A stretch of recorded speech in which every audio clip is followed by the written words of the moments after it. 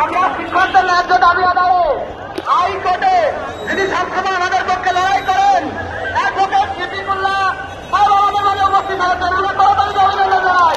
শিক্ষকদের পক্ষে তিনি রিট করেন, বিনা খরচে আমাদের পক্ষে রিট করেন।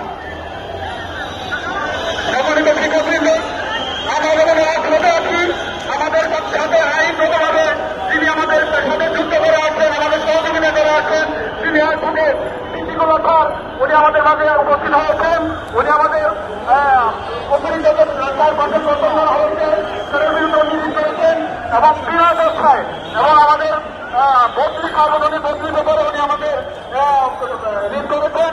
আমাদের পক্ষ থেকে সার্বিক আইনগত সহযোগিতা উনি আমাদের করে থাকেন। ওনাকে আমরা স্বাগত জানাচ্ছি, ধন্যবাদ জানাচ্ছি এবং ওনাকে তার মূল্যবান বক্তব্য প্রদান করার জন্য অনুরোধ জানাচ্ছি।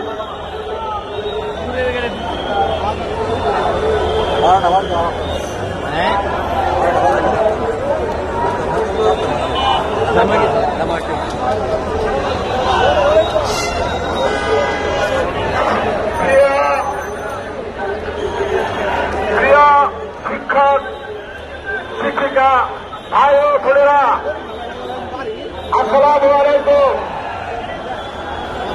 আপনারা